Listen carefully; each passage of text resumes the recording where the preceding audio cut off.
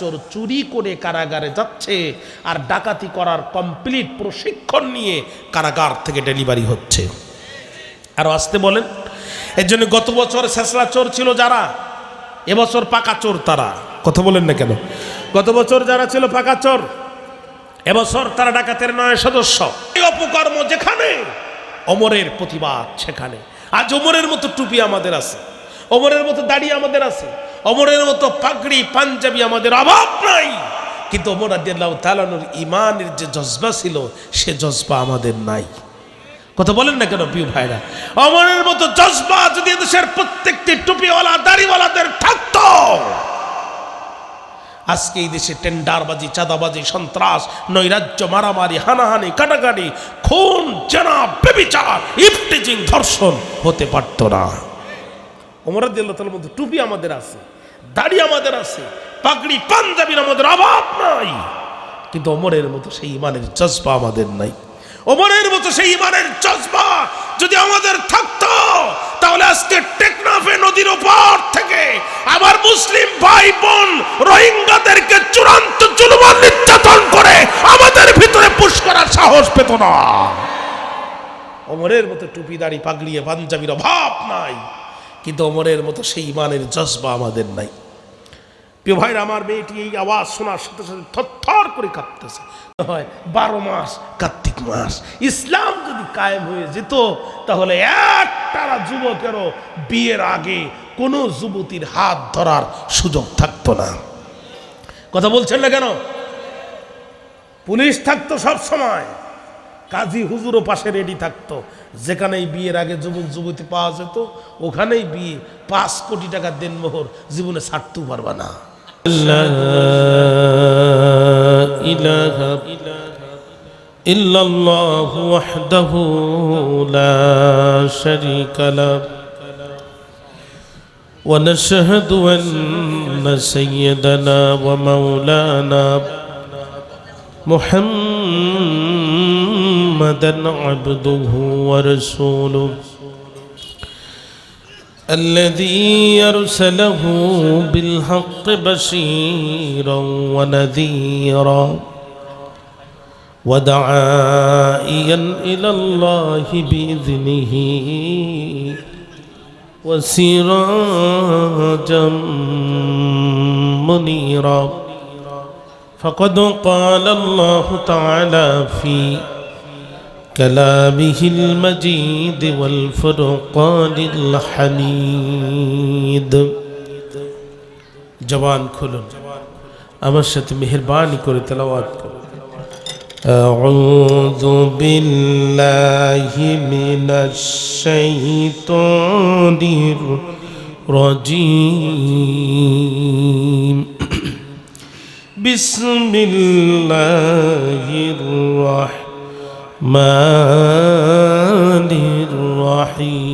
الرحيم إنا أنزلنا إليك الكتاب بالحق لتحكم بين الناس بما أراك الله ولا تكن للخائنين خصيما قال رسول الله صلى الله عليه وسلم القرآن شافع مصفى أو كما قال عليه الصلاة والسلام إن الله وملائكته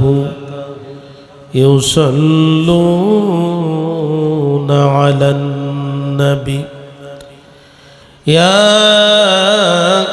أيها الذين آمنوا صلوا عليه وسلموا تسليما اللهم صل على محمد وعلى آل محمد كما صليت على إبراهيم وعلى آل إبراهيم إنك حميد مجيد اللهم بارك على محمد وعلى آل محمد كما باركت على إبراهيم وعلى آل إبراهيم إنك حميد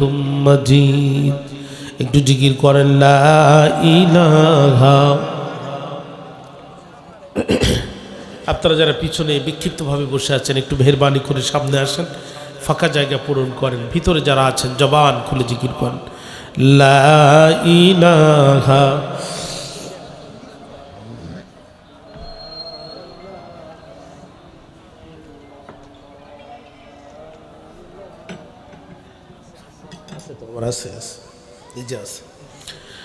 লা ইলাহা ইল্লাল্লাহ। বলল তারে কাফের নেতা চলবে না আর কোরআনের কথা, বন্ধ যদি করো তুমি গাড়ি দেব আরো দেব যে নারী, বানায় দেব তোমায় আরো বনেতা। লা ইলাহা জোরে লা ইলাহা। বললেন রাসূল কথা হলো ভুল, আমি হলাম আল্লাহর রাসূল, বন্ধ করব না আমি যদিও এনে দাও চাঁদ সূরজ। লা ইলাহা জোরে লা ইলাহা। লা ইলাহা ইল্লাল্লাহু মুহাম্মাদুর রাসূলুল্লাহ সাল্লাল্লাহু আলাইহি ওয়াসাল্লাম। ঐতিহ্যবাহী ভাড়ুখালী হিফজুল ফুরকানিয়ার মাদ্রাসার উদ্যোগে আয়োজিত 26তম বার্ষিক 2 দিন ব্যাপী ঐতিহাসিক তাফসীরুল কোরআন মাহফিল 2026 প্রথম দিনের মুকাররম মুহতারাম মুআজ্জাজ সম্মানিত সভাপতি সাহেব,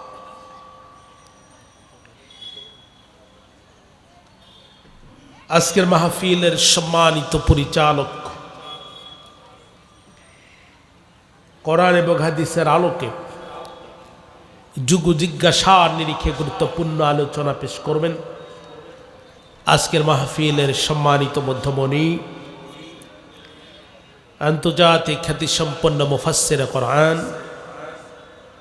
বিশিষ্ট ইসলামী চিন্তাবিদ, আন্তর্জাতিক পুরস্কারপ্রাপ্ত কারি হাফিজ মাওলানা সাইদুল ইসলাম আসাদ সাহেব আতালাল্লাহু উমরাহু ওয়া বারাকাল্লাহু ফি হায়াতিহি ওয়া ক্বাব্বালাল্লাহু সাঈর আমালিহি। আমরা চিৎকার করে বলছি আল্লাহুম্মা আমিন। আজকের মাহফিলের সম্মানিত প্রধান অতিথি 7 নম্বর আলিপুর ইউনিয়ন পরিষদের বারবার নির্বাচিত সাবেক চেয়ারম্যান, আপনাদের শ্রদ্ধাভাজন নেতা আলহাজ মোহাম্মদ আব্দুর রউফ সাহেব। আজকের মাহফিলের সম্মানিত বিশেষ অতিথি 4 নম্বর ঘোনা ইউনিয়ন পরিষদের সুযোগ্য চেয়ারম্যান জনাব মোহাম্মদ আব্দুল কাদের সাহেব সহ সম্মানিত বিজ্ঞ প্রাজ্ঞ ওলামায়ে হাজরাত। আমার পূর্বে অত্যন্ত জ্ঞানগর্ভ আলোচনা পেশ করেছেন সাতক্ষীরার গৌরব, অত্যন্ত প্রবীণ প্রাচীন আলেমী দ্বীন অধ্যক্ষ মাওলানা নজরুল ইসলাম সাহেব। হুজুরের তামাম জীবনের খেদমতের বরকতে মৃত্যুর পর থেকে শুরু করে জান্নাত পর্যন্ত আল্লাহ তাআলা চূড়ান্ত নিরাপত্তার ব্যবস্থা করে দিক। মঞ্চ উপবিষ্ট সম্মানিত সুধীবৃন্দ, দূরদারাজ থেকে আসা ধুলির আসনে বসা,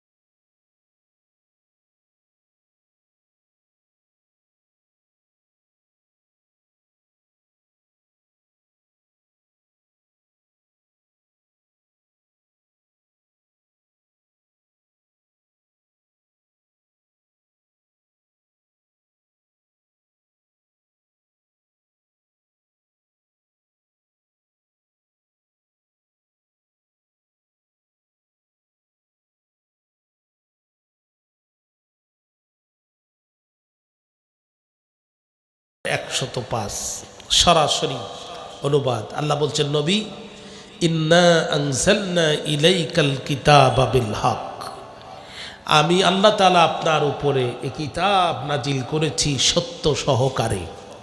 চিৎকার করে বলেন তো দেখি, আল্লাহর কোরআন সত্য নাকি মিথ্যা? আংশিক সত্য নাকি পরিপূর্ণ সত্য? আল্লাহ পাক কোরআনের শুরুতেই চ্যালেঞ্জ দিচ্ছেন, যালিকাল কিতাবু লা রাইবা ফি, that is the book, there is no doubt about it, no false about it, no wrong about it, even no confusion about it. এই কোরআন সে কোরআন যার মধ্যে কোনো ভুল নাই, কোনো সন্দেহ নাই, কোনো সংশয় নাই, কোনো সন্দেহ এবং সংশয়ের লেশমাত্র নাই। তাহলে যারা বলে কোরআনে কিছু ভুল থাকলেও থাকতে পারে, নাউজুবিল্লাহ, এ কথা বলে যারা 100% বেঈমান তারা। আবার যারা বলে গাদ্দারি করে ওয়ান ইয়ারে প্রকাশ্যে দিবালোকে মাথা উঁচু করে যে কোরআনের আইন আমরা মানি না, এই শরিয়ার ধার ধারি না, এই কথাও বলে যারা, নির্ভেজাল কাফের তারা। পরিপূর্ণ বিশুদ্ধ সম্পূর্ণ নির্ভেজাল একেবারে খাঁটি আসমান থেকে সংবিধান আল্লাহ তাআলা নাজিল করলেন, উদ্দেশ্য আছে না নাই? আজকে আমি কথা কম বলবো, আপনারা একটু বেশি বলবেন, খুব জ্বর আমার গায়ে। উদ্দেশ্য আছে না নাই? কলম দিয়ে কান চুলকানো যায়, দেখবেন কান চুলকানি ওঠে যখন মাঝে মাঝে কটন মেলে না, তখন বাঙালি পকেট থেকে কলম বের করে খাপ দিয়ে চুলকানো শুরু করে, ঠিক না? খুব রাগ হলে কলম দিয়ে আর একজনের চোখের মধ্যে যদি গুতা দেন, মূল্যবান এই চোখটা, মহামূল্যবান এই চোখটি নষ্ট করে দেয়া যায়। কিন্তু কান চুলকানোর জন্যে কিংবা কারোর চোখে গুতা মারার জন্যে কলম আবিষ্কার হয় নাই, কলম আবিষ্কার হয়েছে লেখালেখি করার জন্যে। কথা বলেন প্রিয় ভাইরা। মোবাইল ফোন হাতে নেবেন, কয়টা বাজে দেখতে পাবেন, আরেকটু ভিতরে যাবেন ক্যালকুলেটর আছে, হিসাব করতে পারবেন। আরেকটু ভিতরে যাবেন, ক্যামেরা আছে, ছবি তুলতে পারবেন। আরেকটু ভিতরে যাবেন, 7 সাগর 13 নদীর উপরে অক্সফোর্ড আর ক্যামব্রিজ বিশ্ববিদ্যালয়ের সেন্ট্রাল লাইব্রেরিতে যতগুলো বই আছে আপনি টান দিয়ে নামিয়ে এখানে পড়তে পারবেন। কিন্তু এই কারোর ছবি তোলার জন্যে অথবা ক্যালকুলেটর হিসাব করার জন্যে কিংবা অনলাইনে বই পড়ার জন্যে এ মোবাইল আবিষ্কার হয় নাই। এ মোবাইল আবিষ্কার হয়েছে দূরে থাকা স্বজনদের সাথে কথাবার্তা বলার জন্যে। অনুরূপভাবে ঠিক তদ্রূপভাবে এ কোরআন দিয়ে দোয়া দিলে লাউ গাছে পোকা লাগে না। এ কোরআন দিয়ে দোয়া দিলে মানুষের শরীরে জিন ভর করতে পারে না। কিন্তু শুধুমাত্র লাউ গাছের পোকা আর মানুষের শরীরের জিন তাড়ানোর জন্য আল্লাহ পাক কোরআন নাজিল করেন নাই। আল্লাহ বলছেন নবী লি তাহকুমা বাইনান নাস, ইউনিয়ন পরিষদ থেকে শুরু করে সুপ্রিম কোর্টের আপিল বিভাগ পর্যন্ত আমি আল্লাহর আইন দিয়ে বিচার ফয়সালা করার জন্যই আমি কোরআন নাজিল করেছি। এখন বলেন আইন চলবে কার? জমিন কার?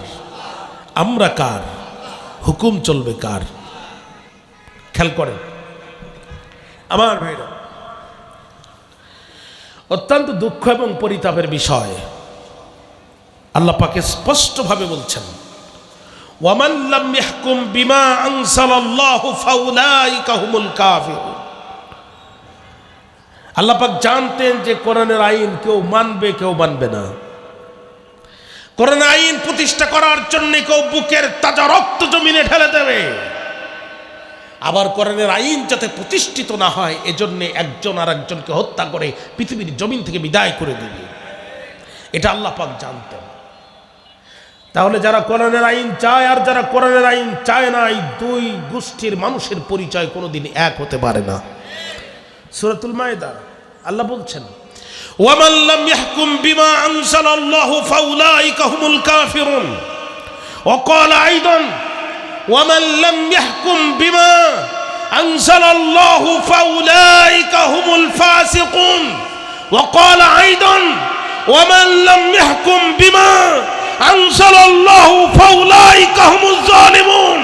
কোরআন দিয়ে যারা বিচার ফয়সালা করে না, কোরআন দিয়ে যারা জুডিশিয়ারি চালায় না, কোরআন দিয়ে যারা ম্যাজিস্ট্রেসি চালায় না, কোরআন দিয়ে যারা সুপ্রিম কোর্ট চালায় না, কোরআন দিয়ে যারা আপিল বিভাগ চালায় না, কোরআনের বিচার প্রতিষ্ঠিত হোক এটা যারা চায় না, পৃথিবীর মানুষের কাছে তারা ইমানদার হতে পারে, হাজি হতে পারে, মুসল্লি হিসাবে পরিচয় লাভ করতে পারে, কিন্তু কোরআনের আইন যারা চায় না আল্লাহর কাছে তাদের পরিচয় তিনটা। এক নম্বর কাফের, দুই নম্বর ফাসিক, তিন নম্বর জালেম।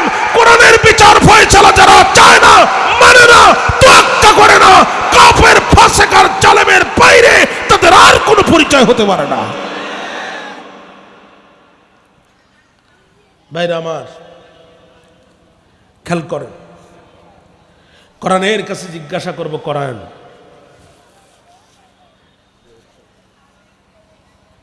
50 বছরের অধিক দেশটি স্বাধীন হলো, 55-56 বছর দেশটি স্বাধীন হলো, আজ পর্যন্ত এই দেশে চুরি বন্ধ হলো না। আগে চুরি হতো সাধারণ কায়দায়, এখন চুরি হয় ডিজিটাল কায়দায়। কথা কন না কেন? তোমার কাছে কি আইন আছে যে আইন যদি সমাজে প্রতিষ্ঠিত করে দেয়া যায় সমাজে চুরি থাকবে না? কোরআন বলছে অবশ্যই আছে। সূরা আল মায়েদা আয়াত নম্বর 38 আল্লাহ রাব্বুল আলামিন বলেন ওয়াস-সারিকু ওয়াস-সারিকাতু ফাকতাউ আইদিয়াহুমা জাযাআম বিমা কাসাবা নাকালাম মিনাল্লাহ। কোরআন বলছে yes to thief, male or female, cut off his or her hands, a punishment by the way of example from Allah. কোরআন বলছে চোর যদি চুরি করে, নারী হোক আর পুরুষ হোক, দেখা দেখি নাই, ধরো, হাত কেটে দাও। আইন কার? আর জোরে বলেন।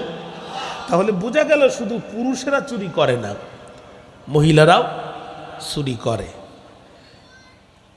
কোরআন বলছে চোর যদি চুরি করে, নারী হোক আর পুরুষ হোক, বিচার ব্যবস্থার মাধ্যমে তোমরা তার হাত কেটে দাও।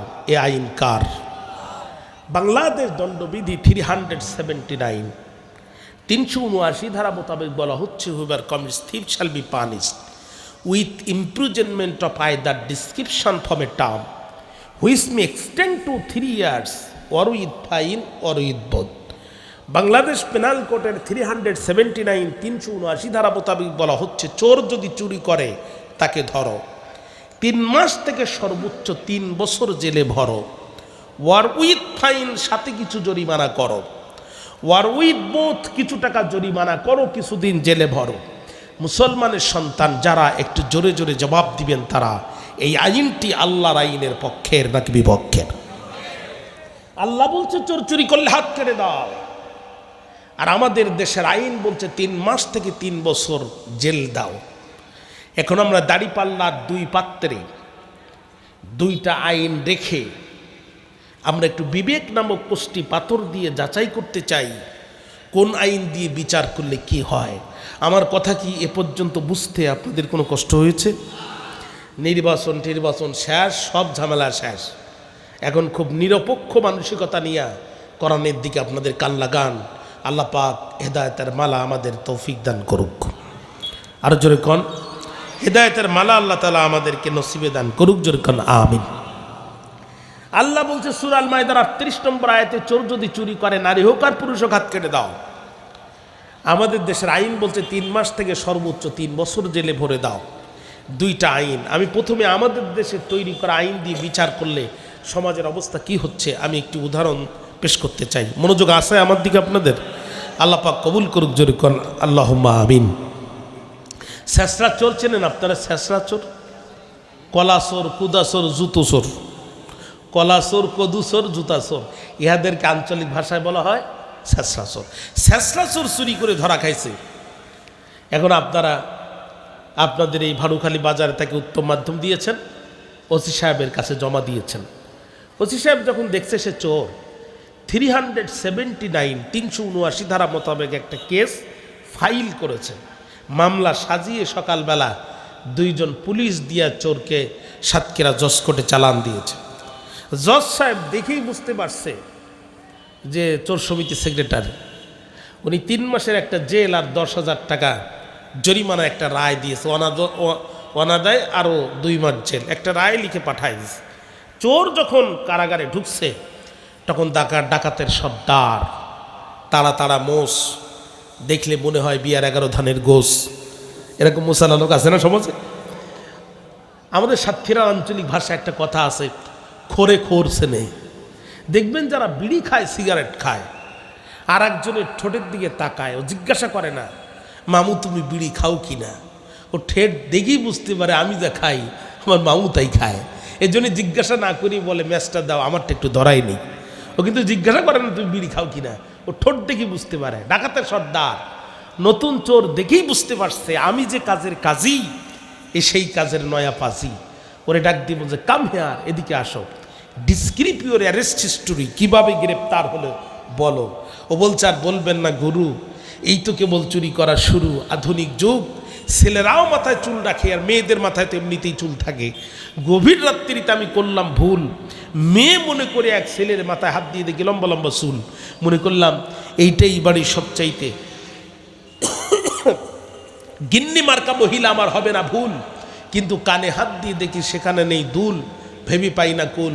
পায়ে হাত দিয়ে দেখি একই অবস্থা, সেখানেও নাই নুপুর।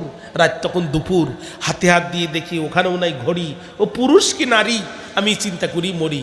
বলেন তো রমজানের আগে যে শীত গেছে বাংলাদেশে, কারো কম্বলের ভিতরে যদি 2-3 বার হাত ঢুকায় ঘুম না ভেঙে পারে? আমাকে ধরে ফেলছে, আমি গ্রেপ্তার হয়ে গেছি। ডাকাতের সর্দার বলছে বেয়াদব, তুই তো চোর না, চোরের জাতো না। যেই দেশে 80 টাকা চাউলের কেজি, এই দেশে বিনা বস্ত্রে চুরি করতে যায় কোন পাজি? তুই চুরি করতে যাওয়ার আগে একটা চাইনিজ কুড়াল, একটা জাপানি খুর নিয়ে যেতে পারলি না? তোরে ধরবে যখন আস্তে করে বসাই দিয়ে দৌড় দিবি তখন। প্রচলিত বিচার ব্যবস্থায় ছেঁচড়া চোর চুরি করে কারাগারে যাচ্ছে, আর ডাকাতি করার কমপ্লিট প্রশিক্ষণ নিয়ে কারাগার থেকে ডেলিভারি হচ্ছে। আরও আসতে বলেন। এর জন্য গত বছর ছেঁচড়া চোর ছিল যারা, এবছর পাকা চোর তারা। কথা বলেন না কেন? গত বছর যারা ছিল পাকা চোর, এবছর তারা ডাকাতের 9 সদস্য। গত বছর যারা ছিল ডাকাতের 9 সদস্য, এবছর তারা ডাকাতের সর্দার, গত বছর ছিল ডাকাতের সর্দার, এবছর তারা পূর্ব বাংলা ML জনযুদ্ধ নিষিদ্ধ কমিউনিস্ট পার্টির আঞ্চলিক কমান্ডার। কথা বলেন। কিন্তু আল্লাহ অর্থাৎ অপরাধীদের অপরাধের প্রমোশন হচ্ছে, ডিমোশন হচ্ছে না।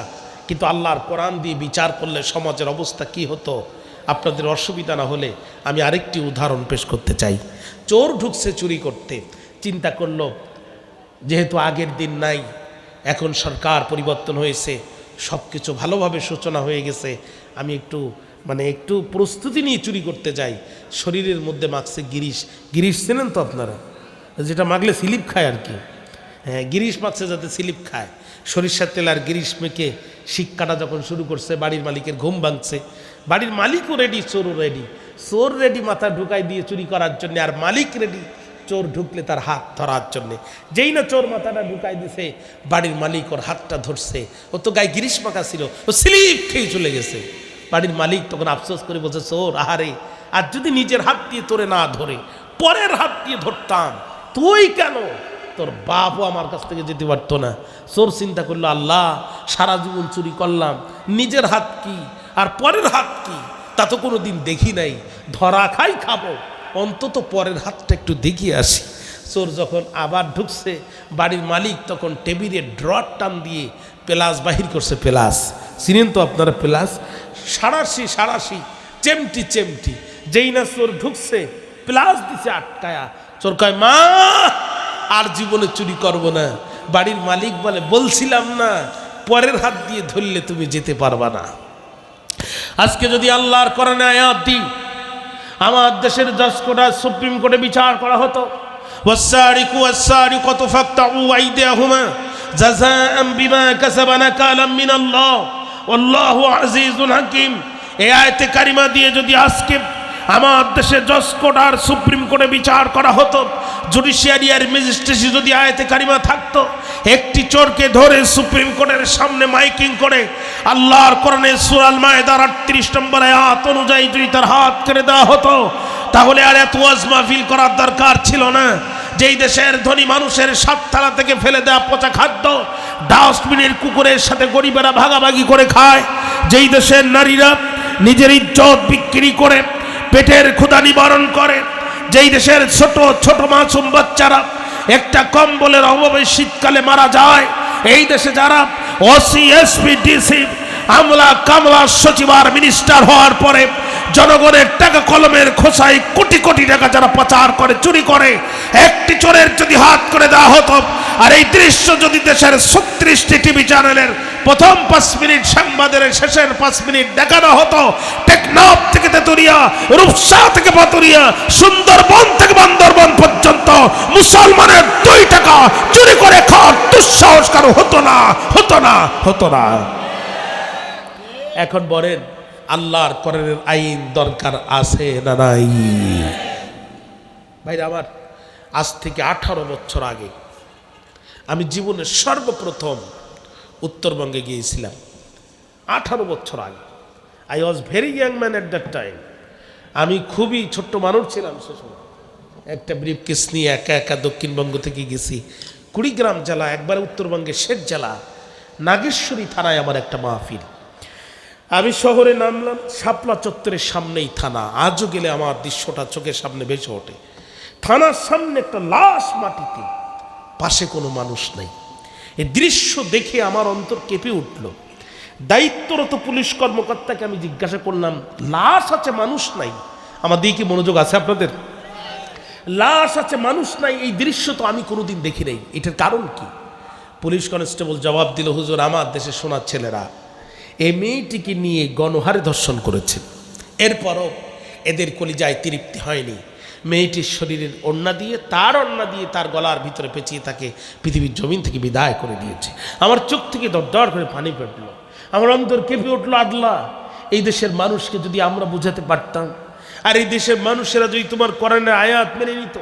সূরা নূরের 2 নম্বর আয়াতে কারিমা আল্লাহ বলছেন, আয-যানিয়াতু ওয়াজ-যানি ফাজলিদু কুল্লা ওয়াহিদিন মিনহুমা মিয়াতা জালদা।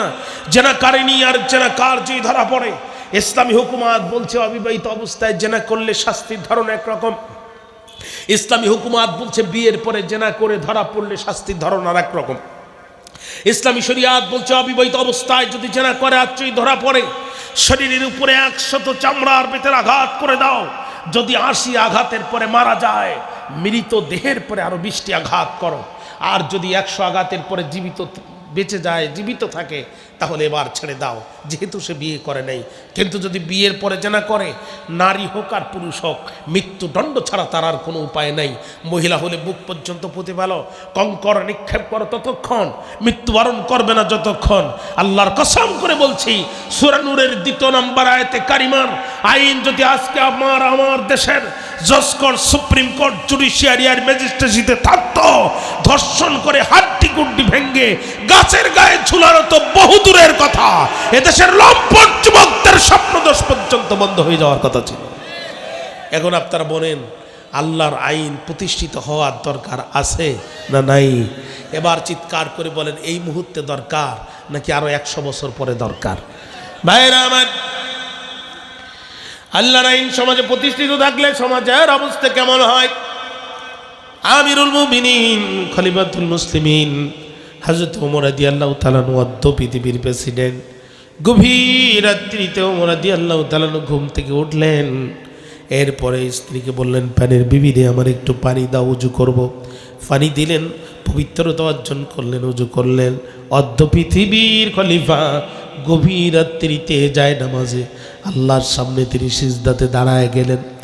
তাহাজ্জুদের নামাজ কমপ্লিট করার পরে ডাক দিয়ে বলে, বিবি রে, আমার তরবারিটা দাও।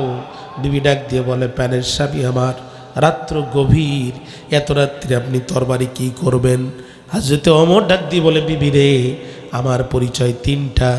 1 নাম্বার আমি আল্লাহর গোলাম, 2 নাম্বার আমি তোমার স্বামী, 3 নাম্বার আমি মদিনার মানুষের প্রেসিডেন্ট।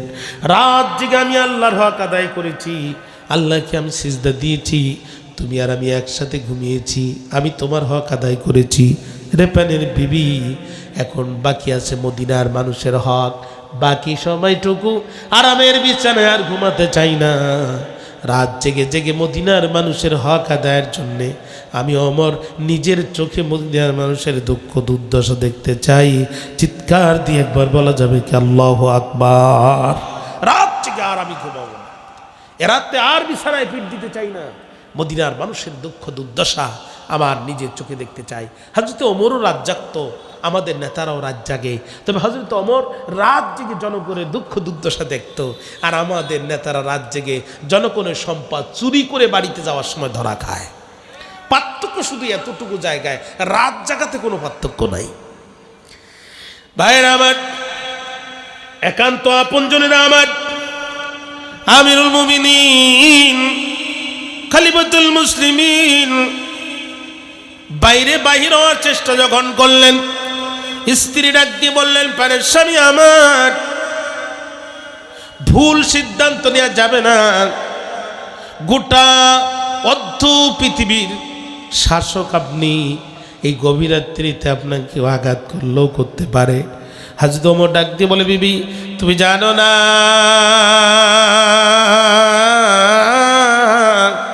জানো না রে বিবি, যেই রাষ্ট্রে আল্লাহর কোরআন দিয়ে পরিচালিত হয়, যেই রাষ্ট্রের সংবিধান আল্লাহর কোরআন হয়, ওই দেশের প্রেসিডেন্ট থেকে শুরু করে খেতে খামারের কৃষকের জীবনের দায়িত্ব আল্লাহ রব্বুল আলামিন তার নিজের হাতে তুলে দেয়। মানুষ মানুষের নিরাপত্তা দিতে পারে না। মানুষ যদি মানুষের নিরাপত্তা দিতে পারত, আমার ভাইরা শ্রীমতী ইন্দিরা গান্ধী, এরপরে জওহরলাল নেহরু, তারপরে রাজীব গান্ধী, এরপরে বাংলাদেশের স্বাধীনতার স্থপতি শেখ মুজিবুর রহমান, অত্যন্ত জনপ্রিয় প্রেসিডেন্ট শহীদ প্রেসিডেন্ট জিয়াউর রহমান, সর্বশেষ পাকিস্তানের বেনজির ভুট্টো, যাদের মাথার উপর দিয়ে ডিউটি করতো বিমান বাহিনী, স্থলপথে ডিউটি করতো সেনাবাহিনী, নৌপথে ডিউটি করতো নৌবাহিনী, তারপরেও তারা প্রত্যেকেই মানুষের হাতেই নিহত হয়েছে। অতএব বোঝা গেল মানুষ মানুষের নিরাপত্তা দিতে পারে না। নিরাপত্তা দেওয়ার মালিক যিনি, একটাবার চিৎকার করে বলেন কে তিনি? হযরত ওমর ডাক দিয়ে বলে, বিবি রে, যেই রাষ্ট্র আল্লাহর কোরআন দিয়ে পরিচালিত হয়, ওই রাষ্ট্রের প্রেসিডেন্ট থেকে শুরু করে ক্ষেত খামারে কৃষকের জীবনের দায়িত্ব, নিরাপত্তার দায়িত্ব আল্লাহ রব্বুল আলামিন তার নিজের হাতে তুলায় নেয়। জোরে কন্যা আল্লাহু আকবার। ভাইরা আমার, আমিরুল মুমিনিন খলিফাতুল মুসলিমিন হযরত ওমর রাদিয়াল্লাহু তাআলা গভীর রাত্রিতে বাইর হয়ে গেলেন। নিশি কালো রাত, শরীরের পশম পর্যন্ত দেখা যায় না। হযরত ওমর মদিনার রাস্তা দিয়ে সম্মুখ পানে অগ্রসর হচ্ছেন। এমন সময় জীর্ণ শীর্ণ একটা কুটিরের ভিতর থেকে একটা তরুণী সুরুষী রূপবতী সুন্দরী নারী গভীর রাত্রিতে আল্লাহর কোরআনের আইন লঙ্ঘন করে যৌবনের গান গায়। হযরত ওমর রাদিয়াল্লাহু তাআলা এই গান তার কণ্ঠে কর্ণ করে বেঁচে আসলো। নিটুর বন্ধু রে বন্ধু কালাইয়া দেওয়ানা বানাইয়া গেলে, দেওয়ানা বানাইয়া। থমকে গেলেন হযরত ওমর। আমার রাষ্ট্রের সংবিধান আল্লাহর কোরআন, আল্লাহর কোরআন এই রাষ্ট্রের সংবিধান থাকা অবস্থায় কোরআনের আইনকে লঙ্ঘন করে গান গায় এমন দুঃসাহস কার? সে কি জানে না যে দেশের প্রেসিডেন্ট ওমর এখনো মরে নাই? থমকে গেলেন তিনি। উনি আবারও কানটা সজাগ করে দিলেন যে আমি যা শুনলাম আসলে কি এটা ঠিক? কিছুক্ষণ পরে একই আওয়াজ ভেসে আসলো। হযরত ওমর চিন্তা করলেন এই মুহূর্তে মেয়েটিকে গ্রেফতার করে কোরআনের আদালতে দাঁড় করানো দরকার, কারণ আমি ওমর আল কোরআনের সরকার। চিৎকার দিয়ে একবার বলা যাবে কি আল্লাহু আকবার? তাহলে বোঝা গেল আল কোরআনের সরকার হবে যারা যাত্রার প্যান্ডেল আর পুতুল নাচের পারমিশন দেবে না তারা। কিন্তু আমরা কি দেখেছি বিগত 17-18টি বছর এই অঞ্চলে কতবার না পালাইছি তার কোনো হিসাব নাই। কথা কর না কেন? বক্তৃতা করে সুস্থ মতে গাড়িতে উঠে চলে যেতে পারেন। বক্তা একদিকে, কমিটি একদিকে, গাড়ি আর একদিকে, পুলিশ আর একদিকে, ঠিক না? এরপরে রাত্রে তাড়ানো বক্তা ধরার জন্য। আর কি দেখেছি? কোরআনের মাহফিলের মুফাসসিরদেরকে ধরে নিয়ে কারাগারের ভিতরে ইনজেকশন পুশ করে হত্যা করা হয়েছে। আর কি দেখেছি? যাত্রার প্যান্ডেলে 20 টাকার বিনিময়ে যে নারীরা দেহের কাপড় খুলে নাচে তাদেরকে নিরাপত্তা দেওয়া হয়েছে। অর্থাৎ আলেমদের জীবনের কোনো মর্যাদা ছিল না, আলেমদের জীবনের কোনো মূল্য ছিল না। কেউ গায়ক গায়িকার, নায়ক নায়িকাদেরকে সর্বোচ্চ সম্মান এদেশে দেওয়া হয়েছিল। কথা বলেন না কেন প্রিয় ভাইয়েরা? হযরত ওমর চিন্তা করলেন এই মুহূর্তে মেয়েটিকে গ্রেফতার করে কোরআনের আদালতে দাঁড় করানো দরকার, কারণ আমি ওমর আল কোরআনের সরকার। তাহলে আল কোরআন দিয়ে যারা সমাজ পরিচালনা করবে, যাত্রার প্যান্ডেল পুতুল নাচ থাকবে না। ওমর রাদিয়াল্লাহু তাআলা চিন্তা করলেন কিভাবে ঢুকি। কিন্তু বাড়ির মেন গেটটা যদিও ছোট কিন্তু অত্যন্ত মজবুত। আমাদের আঞ্চলিক ভাষায় বলে দায় ধার নিয়ে আষাঢ়ের জুত আছে বলো। বাড়ি ছোট কিন্তু গেট তার খুব মজবুত। উনি ঢুকতে পারলেন না। চিন্তা করলেন ঢুকতে পারবো না, এই জন্য আসামিকে যদি ছেড়ে দেই আর কিয়ামতের দিন আল্লাহ যদি আমাকে ডাক দিয়ে বলে ওমর রে, অর্থ জাহানের খলিফা তোমারে বানিয়েছিলাম, তোমার সামনে আমার কোরআনকে লঙ্ঘন করে কোরআনের রাষ্ট্র ব্যবস্থায় এ মেয়ে যৌবনের গান গেয়েছে, তুমি তার কি শাস্তি দিয়েছো? আমি বড় বেকায়দায় পড়ে যাবো। ওমর রাদিয়াল্লাহু তাআলা তরবারিটা মুখে নিলেন, কাপড় চাপড় গোছে পিছনের পাঁচিল টপকায় ভিতরে ঢুকলেন, হাতে নিলেন তরবারি, দরজায় দিলেন আঘাত করি, ডাক দিয়ে বললেন নারী কোথায় তোর বাড়ি? কোরআনের আইন লঙ্ঘন করে তোর কণ্ঠ দিয়েছিস ছাড়ি, দরজা খুলে দেখ, তুই কোরআনের আইন লঙ্ঘন করে কণ্ঠ দিয়েছিস ছাড়ি, তোর শাস্তি দেওয়ার জন্য বিজলির গতিতে চলে এসেছে খলিফা ওমরের তরবারি। আল্লাহু আকবার! অন্যায় অপকর্ম যেখানে ওমরের প্রতিবাদ সেখানে। আজ ওমরের মতো টুপি আমাদের আছে, ওমরের মতো দাড়ি আমাদের আছে, ওমরের মতো পাগড়ি পাঞ্জাবি আমাদের অভাব নাই, কিন্তু ওমর রাদিয়াল্লাহু তাআলার ঈমানের যে জজবা ছিল সে জজবা আমাদের নাই। কথা বলেন না কেন প্রিয় ভাইরা? ওমরের মতো জজবা যদি দেশের প্রত্যেকটি টুপিওয়ালা দাড়িওয়ালাদের থাকতো, আজকে এই দেশে টেন্ডারবাজি, চাঁদাবাজি, সন্ত্রাস, নৈরাজ্য, মারামারি, হানাহানি, কাটাকাটি, খুন, জেনা, ব্যভিচার, ইফটিজিং, ধর্ষণ হতে পারত না। ওমর রাদিয়াল্লাহু তাআলার মতো টুপি আমাদের আছে, দাড়ি আমাদের আছে, পাগড়ি পাঞ্জাবির আমাদের অভাব নাই, কিন্তু ওমরের মতো সেই ইমানের জজবা আমাদের নাই। ওমরের মতো সেই ইমানের জজবা যদি আমাদের থাকতো তাহলে আজকে টেকনাফে নদীর ওপার থেকে আমার মুসলিম ভাই বোন রোহিঙ্গাদেরকে চূড়ান্ত জুলুম আর নির্যাতন করে আমাদের ভিতরে পুশ করার সাহস পেত না। ওমরের মতো টুপি দাড়ি পাগড়িয়ে পাঞ্জাবির অভাব নাই, কিন্তু ওমরের মতো সেই ইমানের জজবা আমাদের নাই। প্রিয় ভাইরা, আমার মেয়েটি এই আওয়াজ শোনার সাথে সাথে থরথর করে কাঁপতেছে। আমার সামনে দাঁড়িয়ে আছেন যিনি অর্ধ পৃথিবীর প্রেসিডেন্ট, তিনি সুবহানাল্লাহ বললেন না? এ ওমর যেন তেন ওমর না। এ ওমর যে রাস্তা দিয়ে যায়, শয়তান 40 দিন ওই রাস্তা দিয়ে যায় না। যেন তেন ওমর না, যেন তেন ওমর না। ওমর যে রাস্তা দিয়ে যায়, শয়তান 40 দিনও যায় না। বদরের প্রান্তরে কাফেররা ধরা পড়ার পরে আল্লাহ রাসূল বলছেন, ওমর এদিকে আসো, কি করব বলো। ওমর রাদিয়াল্লাহু তাআলা বলছি, ইয়া রাসূলুল্লাহ, আপনি আমার কাছে পরামর্শ চান? আপনি এদের চিনতে পারেননি? এরা তো তারা রাতের আধারে আপনাকে মক্কা ছেড়ে মদিনায় যেতে বাধ্য করেছে যারা। ইয়া রাসূলুল্লাহ, এরা তারা। আপনি সিজদায় গিয়েছেন, আপনার মাথার উপরে উটের নাড়ি ভুঁড়ি চাপিয়ে দিয়েছে। ইয়া রাসূলুল্লাহ, এরা তারা যারা মক্কার প্রতিটি ইঞ্চি মাটিতে আপনাকে কোরআনের দাওয়াত দিতে বাধা সৃষ্টি করেছে। ইয়া রাসূলুল্লাহ, তরবারি হাতে নেন, সব কয়টারে দেহ থেকে মস্তক আলাদা করে দেন, আর না পারলে তরবারি আপনি আমার কাছে দেন। আল্লাহ রাসূল বলছে, ইজলিস, বসো, তোমার মাথা একটু গরম। আবু বকর রাদিয়াল্লাহু তাআলা আনহুকে ডাক দিয়ে বললেন, কি করব? হযরত আবু বকর রাদিয়াল্লাহু তাআলা নরম দিলেন মানুষ, বলেন, ইয়া রাসূলুল্লাহ, যারা কালেমা পড়ে এদেরকে আপনি কালেমা পড়ে মুসলমান বানায় দেন।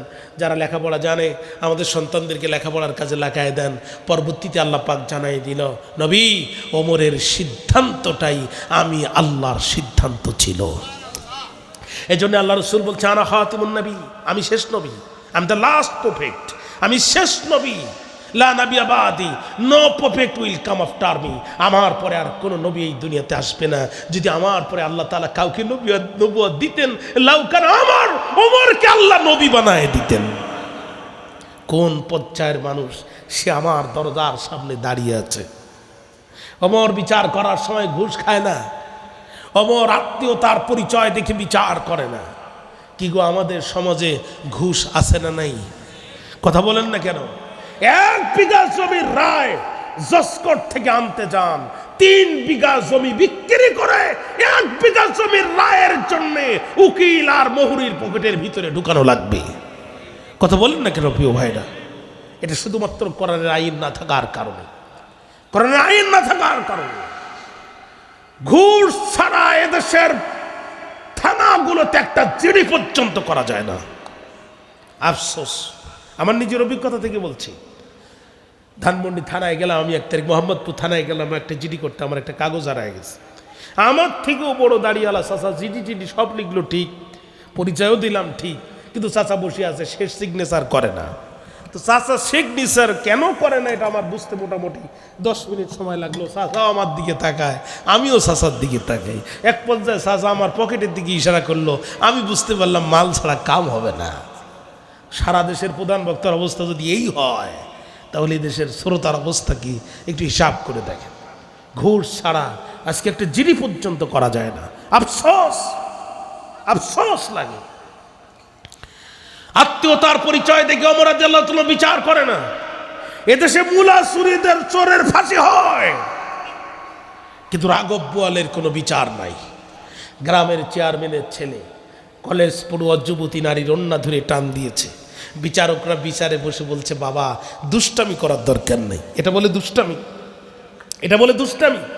গরিব মানুষ পেটে খেতে পারে না, 5টা সন্তান তার ঘরে, পেটের দায়ে যদি পাশের বাড়ি থেকে 1 কান্দি কলা চুরি করে, 60 বছরের ডায়াবেটিসের রোগী ঠিকমতো হাঁটতেও পারে না, ও বাস নিয়ে লাফায় লাফায় যায় বাস কল দেওয়ার জন্যে।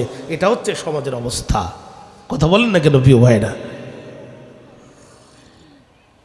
এটা হচ্ছে সমাজের অবস্থা। মেয়ে চিন্তা করলো না, ওমর 1টি টাকাও ঘুষ নেবে না, আবার আত্মীয়তার পরিচয় দেখে ওমর বিচার করবে না। ওমর তো সে ওমর যে ওমর নিজের ছেলে আবু শামা মদ্যপান অবস্থায় একটা নারীর ইজ্জতে আঘাত দেওয়ার অভিযোগে হযরত ওমর তাকে পিটাতে পিটাতে দুনিয়ার জমিন থেকে বিদায় করে দিয়েছিলেন। স্ত্রী শেষে এসে বলছে, আমিরুল মুমিনিন, আর একটি আঘাত করবেন না, একটি আঘাত করবেন না। যে কয়টি আঘাত বাকি আছে, মদিনা থেকে পায়ে হেঁটে মক্কায় যে প্রতিটি আঘাতের বিনিময়ে সময়ে একটি করে ওমরা আমি পালন করে দিব, আপনি আমার সন্তানটিকে আরেকটি আঘাত করবেন না। হয়তো আমার স্ত্রীকে ছুঁড়ে ফেলে দিয়ে বললেন, আমার কাছে সন্তান বড় নয়, আমার কাছে ঈমান বড়। আল্লাহু আকবার বললেন না?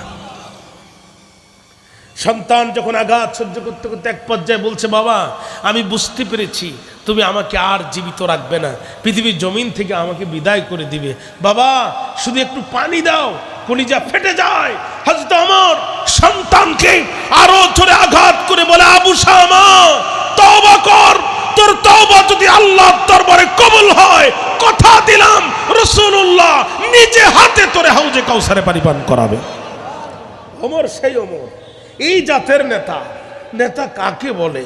ভাইরা আমার খেয়াল করেন, মেয়ে চিন্তা করলো না, এই ওমরের কাছে আত্মীয়তার পরিচয় দিয়ে পার পাওয়া যাবে না, এই ওমরের কাছে টাকা পয়সা দিয়ে বিচার ঘোরানো যাবে না, এই ওমরের সাথে কথা বলার একমাত্র মাধ্যম হচ্ছে আল্লাহর কোরআন।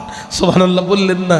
এই কোরআন দিয়ে যদি ওমরের সাথে একটু কথা বলতে পারি, তর্ক করতে পারি, মুবাহাসা করতে পারি, মুজাদালা করতে পারি, তাহলে হয়তোবা ওমরের তরবারি আমার পিঠের উপরে দেবে না ছাড়ি। আর যদি কোরআন দিয়ে তার সাথে আমি কথা বলতে ব্যর্থ হই, তাহলে ওমরের হাত থেকে আমাকে আর কিছু করতে পারবে না। মোটামুটি ঘন্টাখান বাকি আছে, সকাল হতে ওমরের সাথে একটু কোরআন দিয়ে তর্ক করি, দেখা যাক কি হয়, যা আছে কপালে হবে কাল সকালে। কথা গিয়ে পর্যন্ত বুঝতে আপনাদের কষ্ট হয়েছে প্রিয় ভাইরা? ভাইরা আমার খেয়াল করেন, মেয়েটি আস্তে করে কণ্ঠটা নিচু করে দিয়ে বলছে, সেনাপতি আপনি আমার আসছে সেনাপতি, আমি সামান্য একজন অধিপতি, গভীর রাত্রিতে আপনার কাছে আমার আকুতি, একটি প্রশ্ন করার দেবেন অনুমতি? হযরত ওমর ডাক দিয়ে বলে, মেয়ে রে বলতো দেখি তুই কি বলতে চাস? মেয়ে ডাক দিয়ে বলে, খলিফা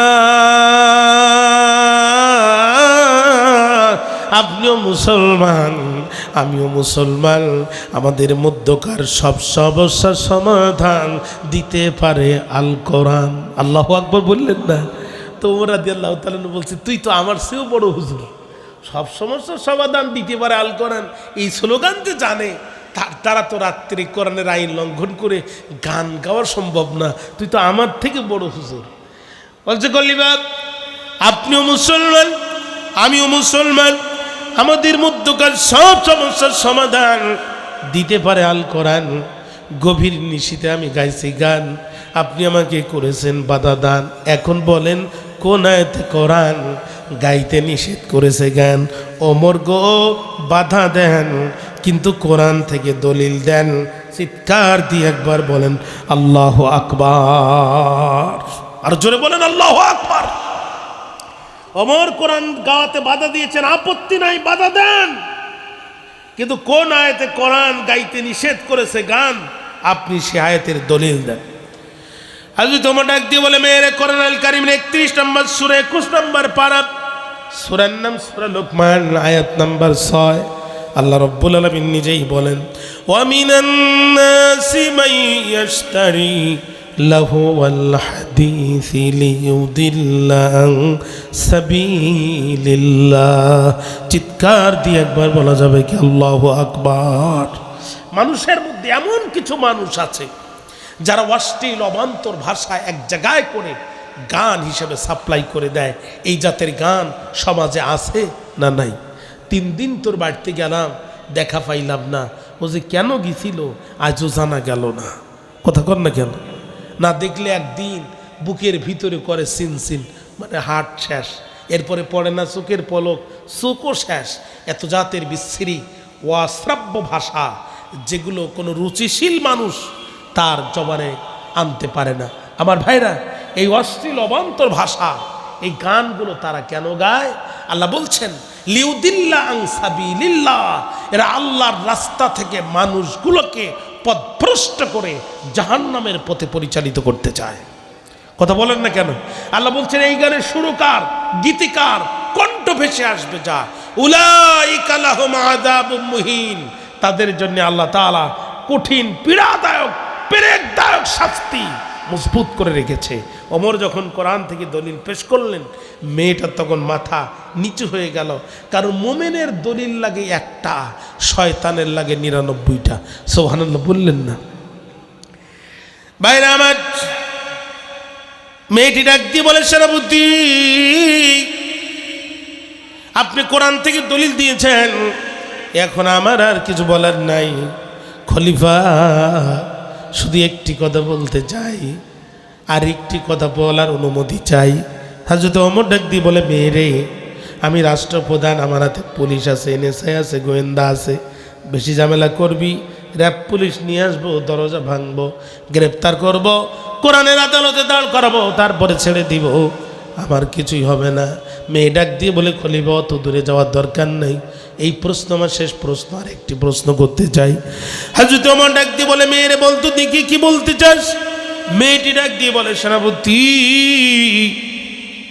আমি কোরআনের আইন লঙ্ঘন করেছি কয়টি? হযরত ওমর বলে, একটি।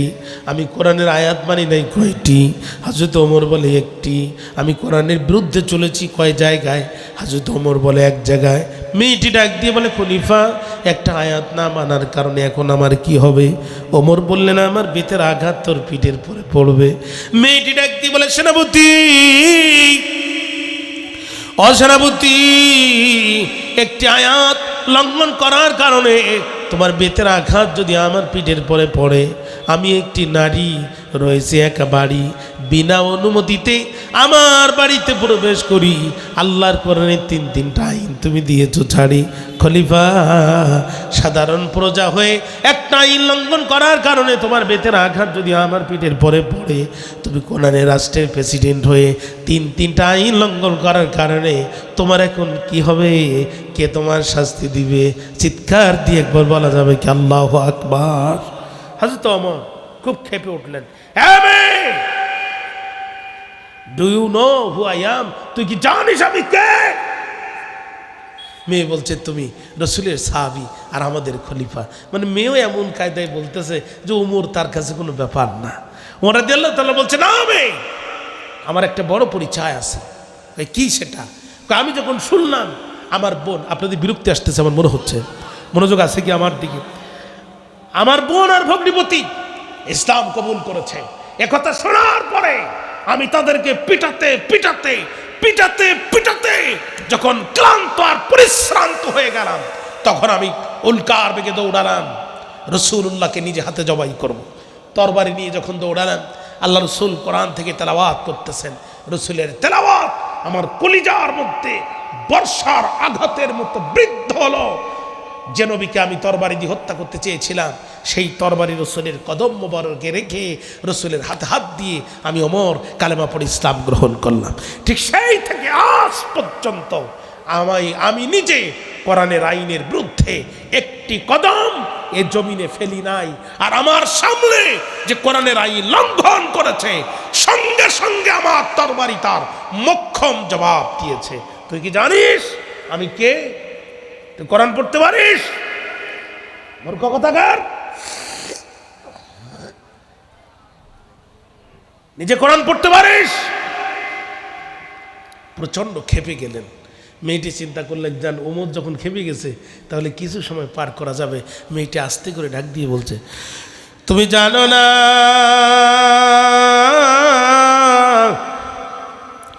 জানো না গো খলিফা,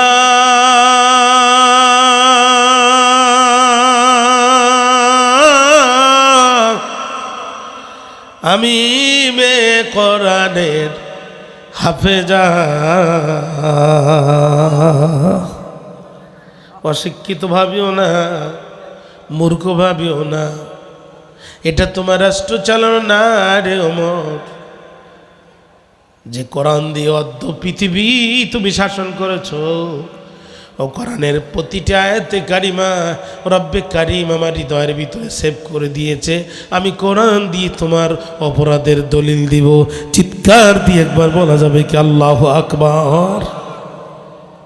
রাজাও কোরআন জানত, প্রজাও কোরআন জানত, রাজার ভাষাও কোরআন, প্রজার ভাষাও কোরআন।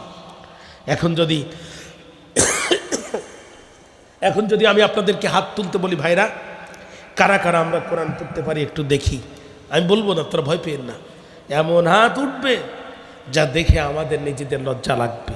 এই হচ্ছে প্রজাদের অবস্থা। এদেশে 95% মানুষ এখনো পর্যন্ত কোরআন পড়তে পারে না। 5% ভুল পড়ে, 2% মানুষ মোটামুটি সঠিক পড়ে। হ্যাঁ, রাজাদের কথা তো বাদ দিলাম, ওনারা বলে লাকুম দীনুকুম ওয়ালিয়া দিন, বুখারী মুসলিম, মানে কোনটা কোরআন কোনটা হাদিস এই কমন সেন্সও নাই। মাইক ধরে দেখবেন প্রথমে বিসমিল্লাহির রহমানির রহিম, মানে বিসমিল্লাটাও এমন কায়দায় বলে, হ্যাঁ আল্লাহু আকবার। এই হচ্ছে যে দেশের রাজাও কোরআন জানে না, প্রজাও কোরআন জানে না।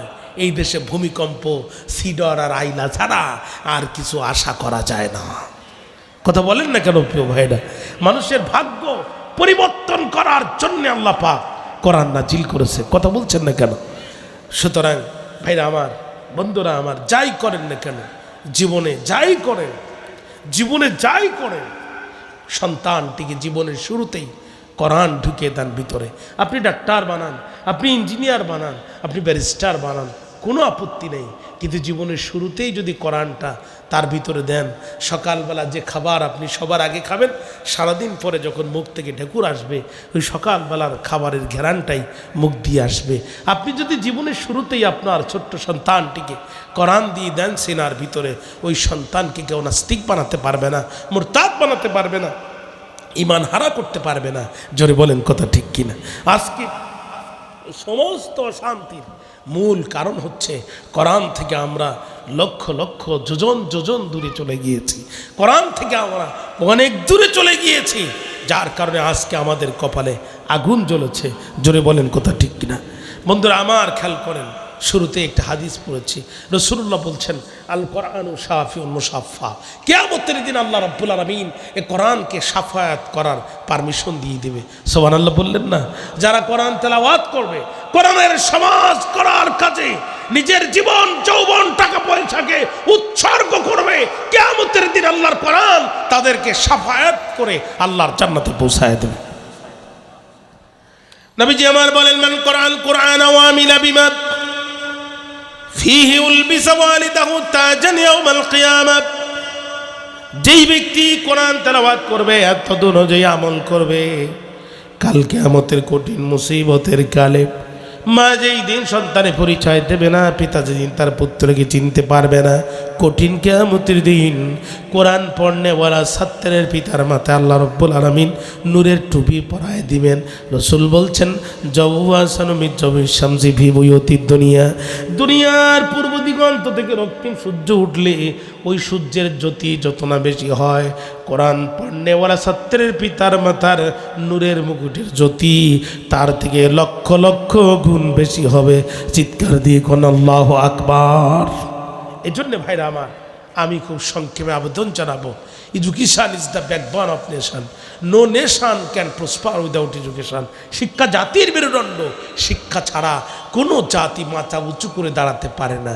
কিন্তু আজকে সমাজের যে অবস্থা, এই শিক্ষা ব্যবস্থার ভিতরে সব কিছু আছে, ফিজিক্স আছে, বায়োলজি আছে, অ্যাপ্লাইড কেমিস্ট্রি আছে, অ্যাপ্লাইড বায়োলজি আছে, কিন্তু আল্লাহর কোরআন নাই। কোরআন ছাড়া এই শিক্ষা ব্যবস্থা পরিপূর্ণভাবে মানুষের জন্য কল্যাণ বয়ে আনবে না। এই জন্যে ক্লাস 1 থেকে মাস্টার ডিগ্রি পর্যন্ত 100 মার্কের কোরআন, 100 মার্কের হাদিস ঢুকায় দেন।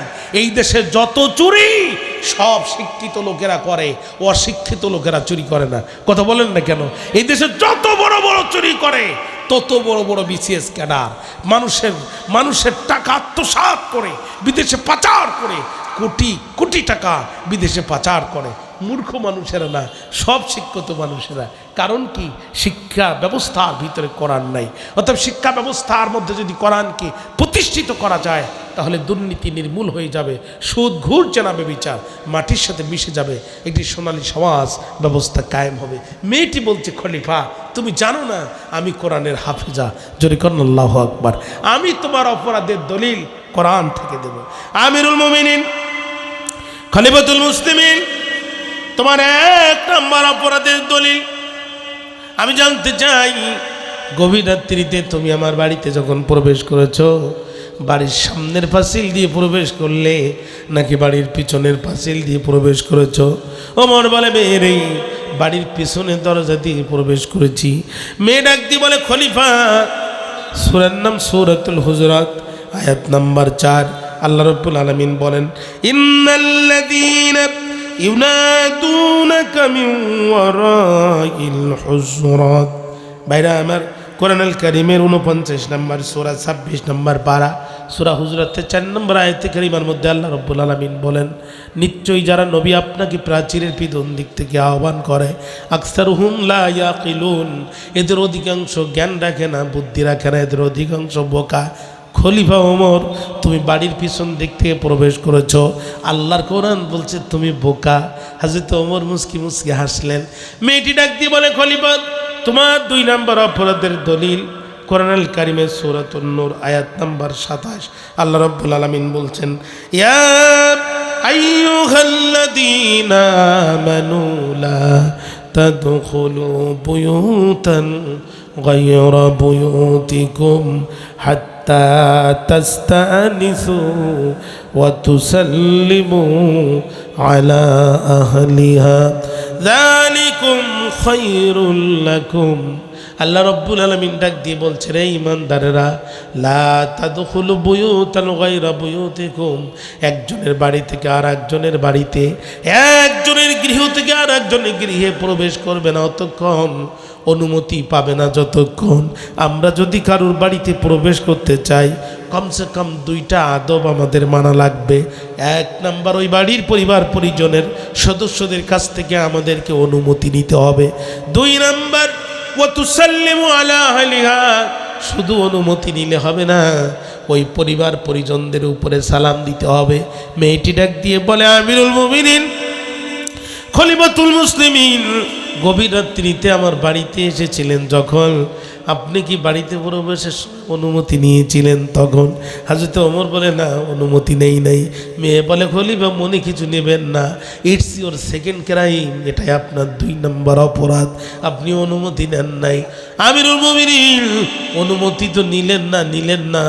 এরপরে আল্লাহ রাব্বুল আলামিন বলেন, ওয়া তুসাল্লিমু আলা আহলিহা, ওই পরিবার পরিজনদের উপরে সালাম দাও।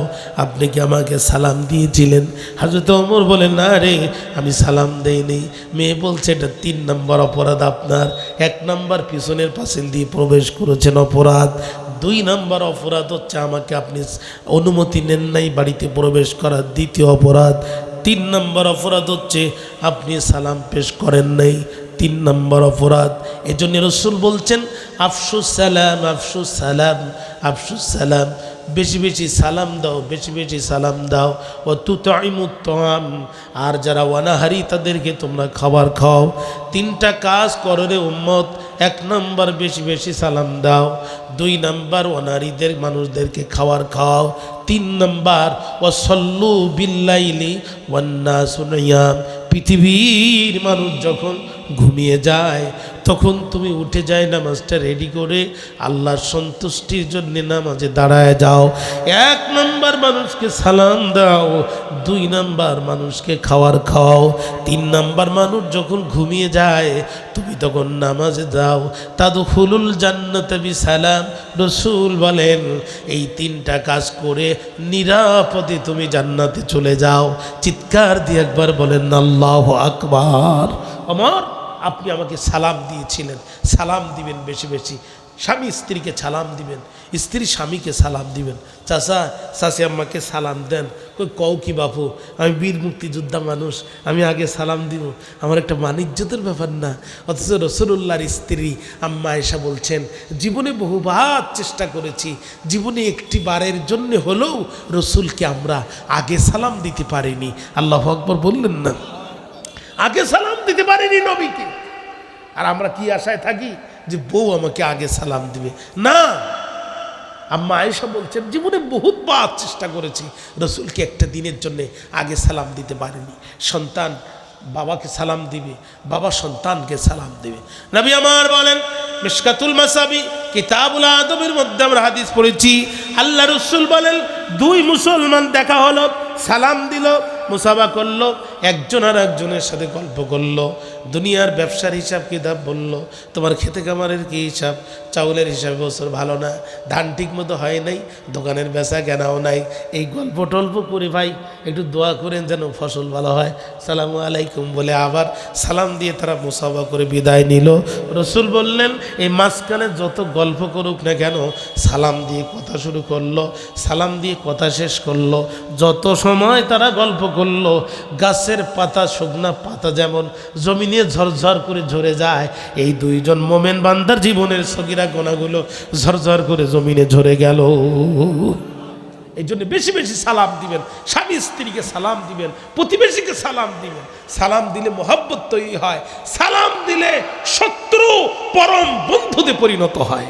এই জন্য বেশি বেশি সালাম দিবেন। বাইরে আমার মাঝে মাঝে বক্তৃতা করলে রাজশাহী বিশ্ববিদ্যালয় একটা ছেলের নাম রনি, একটা মেয়ের নাম রানী, দুইজন মিলে পড়ালেখাও করতো, প্রেমও করতো। প্রেম বুঝেন তো আপনারা, বুঝবেন না, বাংলাদেশের একমাত্র জেলা সাতক্ষীরা জেলা সম্পূর্ণ প্রেমমুক্ত জেলা। কতক্ষণ না, সাতক্ষীরা গভর্নমেন্ট কলেজে সকালবেলা গেলে দেখবেন গাছের গোড়ায়, গাছের মাজায়, গাছের আগায় সব কবুতরের বাচ্চার মতো জোড়ায় জোড়ায় বাদাম ফাটায় আর খায়। দেখলে মনে হয় 12 মাস কার্তিক মাস। ইসলাম যদি কায়েম হয়ে যেত তাহলে একটা যুবকেরও বিয়ের আগে কোনো যুবতীর হাত ধরার সুযোগ থাকতো না। কথা বলছেন না কেন? পুলিশ থাকতো সব সময়, কাজী হুজুরও পাশে রেডি থাকতো। যেখানেই বিয়ের আগে যুবক যুবতী পাওয়া যেত ওখানেই বিয়ে, 5 কোটি টাকা দেনমোহর, জীবনে ছাড়তেও পারবা না। কথা কর না কেন? তা আফসোস এবার পারলাম না। হ্যাঁ ভাইরা আমার খেয়াল করেন, বন্ধুরা আমার খেয়াল করেন, স্বামী স্ত্রী দুইজন ইউনিভার্সিটি পড়ালেখাও করছে, অবৈধ প্রেম করে বিয়েও করছে। ছেলের নাম রনি, মেয়ের নাম রানী। 2 বছর পর একটা সন্তান হয়েছে, নাম রাখছে তার জনি। কি নাম রাখছে? জনি। এখন স্ত্রী ছোটকাল থেকে দেখে আব্বু ছেলে মেয়ের নাম ধরে ডাকে রানী, এটা ঠিক আছে, কিন্তু স্ত্রী স্বামীর নাম ধরে ডাকবে এ বিধান ইসলামী শরীয়তে জীবন ব্যবস্থায় আছে। আল্লাহ রসুলের কোন স্ত্রী জীবনে কোনোদিন রসুল্লাহর নাম ধরে ডাকেন নাই। সুবহানাল্লাহ বললেন না? ছেলে মেয়েটার নাম ধরে ডাকে রনি, মেয়েও ছেলের নাম ধরে ডাকে রানী। এই দেখতে দেখতে বড় হলো জনি। এখন 5 বছর বয়স হয়ে গেছে, বাবার কাছে আবদার করছে, মায়ের কাছে আবদার করছে, একটু হ্যাপি বার্থডে টু ইউ। বিরক্তি আসতেছে মনে হচ্ছে আপনাদের? একটু হ্যাপি বার্থডে টু ইউ, জন্মদিনের কেক কাটবো। আর একটা নাফাক অনুষ্ঠান ইসলামী শরীয়তে, ইসলামিক কালচারে এইগুলো নাই। এগুলো খ্রিস্টানদের সভ্যতায়। কোনো দিনের জন্য সন্তানকে কেক কেটে দেবেন না, জন্মদিনের জন্যে। এই সমস্ত জন্মদিনের টিনের কোনো অস্তিত্ব ইসলামী শরীয়তে নাই। ভাইরা আমার খেয়াল করেন, এখন কেক আনছে, স্কুলে ইউনিভার্সিটির বন্ধু বান্ধবীদেরকে দাওয়াত দিয়েছে। এই বন্ধু আর বান্ধবীদের সামনে 5 বছরের ছেলে বলছে, এই রানী আমার পায়ের জুতাটা একটু আটকায় দাও, এই রানী আমাকে 1 গ্লাস পানি দাও। আচ্ছা বলেন তো দেখি, এই ছোট্ট ছেলে যখন বাবার মায়ের নাম ধরে ডাকলো, মান সম্মান কি থাকলো? কথা কয় না? মান সম্মান থাকলো না? কিসের অনুষ্ঠান, কার কেক কি কাটে, কার কেক কে খায়? সন্তানকে টান দিয়ে শীতের রাত 2 জন ঘরের ভিতরে ঢুকে গেল, বসে বসে চিন্তা করছে করলাম কি আর হলো কি। হঠাৎ করে রানী তাকায় দেখে রনির চোখ দিয়ে পানি, ডাক দিয়ে বলছে, পানি রনি তোমার চোখে কেন পানি? রনি বলছে, এই বিয়াদবের যে ভাব, এ কিয়ামতের আগে আমার বলবে না বাপ, এ কিয়ামতের আগে তো আমার বাবান। সন্তানদেরকে সালাম শিখাবেন। এই সালামের মতো এত আধুনিক, এত অত্যাধুনিক, এত আল্ট্রা মডার্ন সম্ভাষণ পৃথিবীতে আর কিছুই হতে পারে না। জোরে বলেন ঠিক না? কথা বলেন না কেন ভাইয়ারা? ঠিক না? এই জন্য সালাম শিখাবেন। ভাইরা আমার বক্তব্য বলি নাই,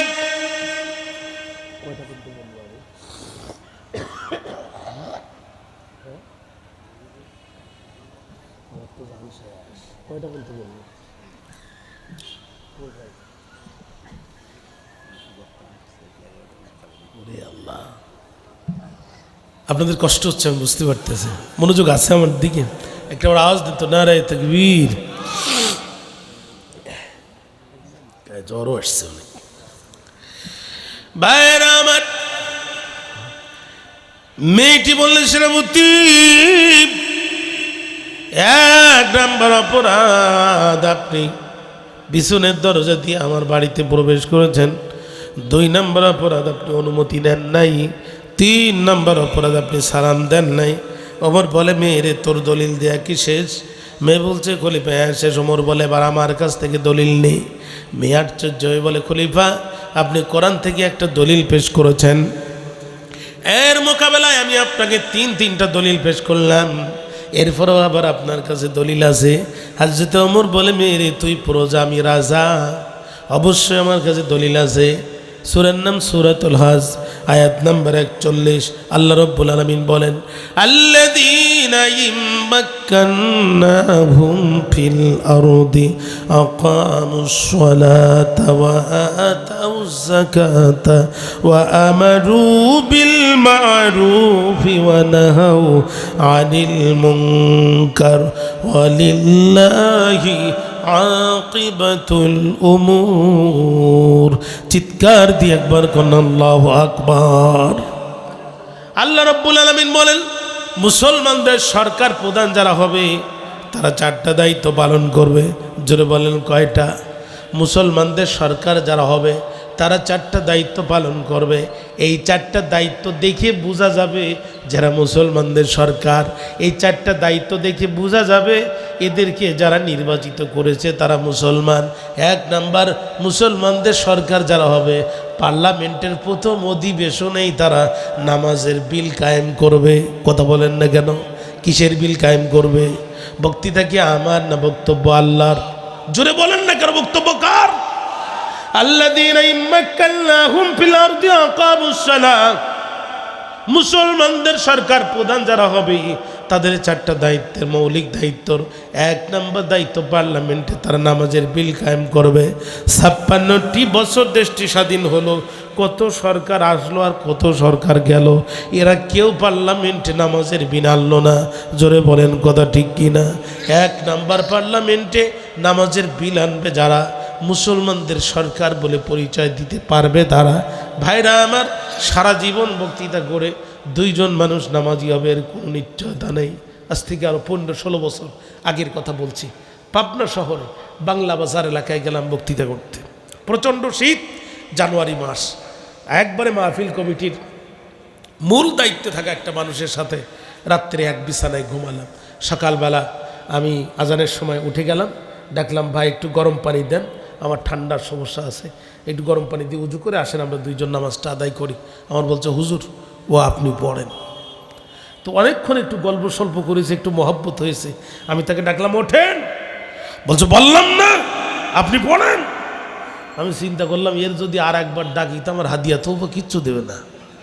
ওটা বড় কথা না, ওর কাছে আমি যে ব্রিফ কেসটা রাখছি রাত্রি, ওতে আরও 5-7 দিনের হাদিয়া আছে, আমার আমসালা সব চলে যাবে।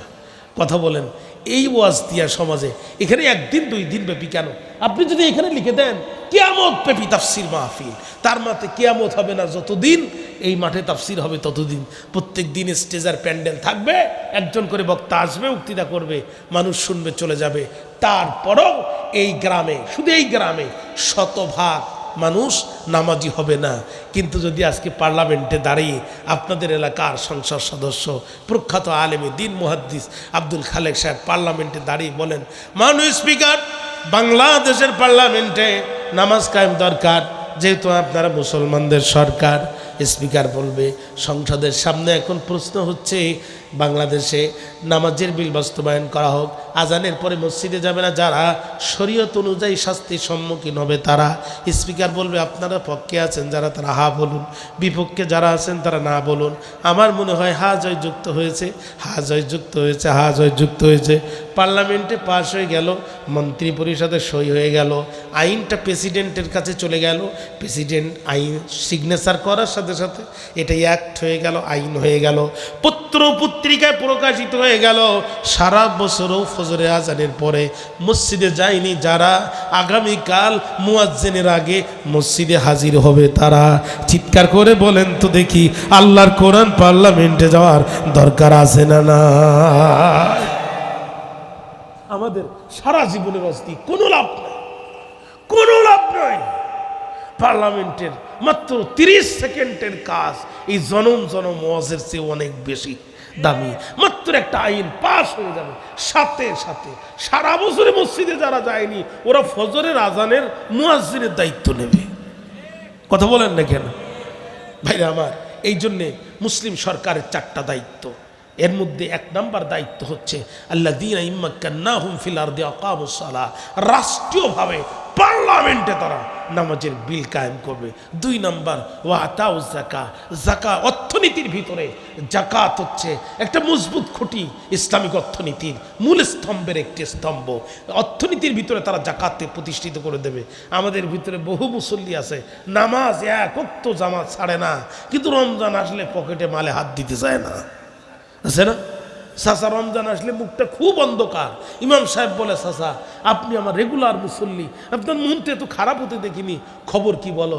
কয় মেয়ে একটা আছে কানাডায়, ছেলে একটা আমেরিকায়, আটলান্টিকে ওপাশে ইরানের যুদ্ধ হচ্ছে, তেলবাই জাহাজ আটকে গেছে। মানে চাচা এমন সমস্যা ইমাম সাহেবের সামনে হাজির করবে যে ইমাম সাহেবের মুখ দিয়ে বের করে নেবে, তাহলে আর এই বছর জাকাত দেওয়ার দরকার নেই। কথা বলেন না কেন? কিন্তু নেগেটিভ আর পজিটিভ, ঋণাত্মক আর ধনাত্মক, 2টা জিনিস এক হলে যেমন, এক না হলে যেমন আলো জ্বলে না। আল্লাহ পাক যেখানে সালাতের কথা বলেছেন সেখানেই জাকাতের কথা বলেছেন। নামাজ পড়বেন সারা জীবন, জাকাত দেবেন না, ইমানের বাতি জ্বলবে না। ইসলামী অর্থনীতিবিদরা বলছে ইসলাম যদি কায়েম হয়ে যায়, এই দেশের জাকাতের টাকা দিয়ে মাত্র 5 থেকে 7 বছরের ভিতরে এই দেশের গরিব অসহায় দুঃখী মানুষের অভাব চিরদিনের জন্য কবর রচনা করা সম্ভব, শুধুমাত্র জাকাতের টাকা দিয়ে। ইসলাম কায়েম হয়ে গেলে এদেশে আরেকটি মন্ত্রণালয় বাড়বে, সেই মন্ত্রণালয়ের নামই হবে জাকাত মন্ত্রণালয়। এই মন্ত্রণালয়ের মন্ত্রী, প্রতিমন্ত্রী, উপমন্ত্রী এবং ক্যাবিনেট সদস্যদের দায়িত্ব হবে দেশের যত কোটিপতি, শিল্পপতি যাদের উপরে জাকাত ফরজ, বছরে একবার এদের ব্যাংক ব্যালেন্স হিসাব কিতাব করে সমস্ত টাকা অটোমেটিক্যালি জাকাত মন্ত্রণালয় 2.5% হারে এখানে যোগ হয়ে যাবে। সেখান থেকে গরিব মুসলমানের অ্যাকাউন্টে অটোমেটিক্যালি চলে যাবে, ইসলাম যদি কায়েম হয়ে যায়। এটা হচ্ছে মুসলমান সরকারের 2 নম্বর দায়িত্ব। 2 নম্বর দায়িত্ব হচ্ছে নামাজ কায়েমের পাশাপাশি অর্থনীতিতে জাকাতকে প্রতিষ্ঠিত করা, ঠিক যেভাবে শরীয়ত বলেছে, কোরআন যেভাবে বলেছে, হাদিস যেভাবে বলেছে, ইসলামী শরিয়া যেভাবে বলেছে। 3 নম্বর হচ্ছে আমারু বিল মারুফ, সৎ কাজের আদেশ দেয়া। 4 নম্বর হচ্ছে ওয়ানাহাউ আনিল মুনকার, অসৎ কাজে বাধা দেয়া। নারায়ে তাকবীর, আল্লাহু আকবার, নারায়ে তাকবীর। আল্লাহু আকবার। প্রধান বক্তার আগমন, শুভেচ্ছা স্বাগতম, প্রধান আলোচকের আগমন, শুভেচ্ছা স্বাগতম, কারি সাইদুল ইসলাম আসাদের আগমন, শুভেচ্ছা স্বাগতম, ভাড়কলিবাসীর পক্ষ থেকে, শুভেচ্ছা, তাফসীরুল কোরআন মাহফিলের পক্ষ থেকে, শুভেচ্ছা, সাতক্ষীরাবাসীর পক্ষ থেকে শুভেচ্ছা, প্রধান বক্তার আগমন, শুভেচ্ছা স্বাগতম, কারি সাইদুল ইসলাম আসাদের আগমন, শুভেচ্ছা স্বাগতম, তাফসীরুল কোরআন মাহফিলের পক্ষ থেকে, শুভেচ্ছা, ভাড়কলিবাসীর পক্ষ থেকে শুভেচ্ছা, নারায়ে তাকবীর, নারায়ে তাকবীর। প্রধান বক্তার আগমন, শুভেচ্ছা স্বাগতম, কারি সাইদুল ইসলাম আসাদের আগমন, শুভেচ্ছা স্বাগতম, ভাড়কলিবাসীর পক্ষ থেকে, শুভেচ্ছা, তাফসীরুল কোরআন মাহফিলের পক্ষ থেকে শুভেচ্ছা, নারায়ে তাকবীর।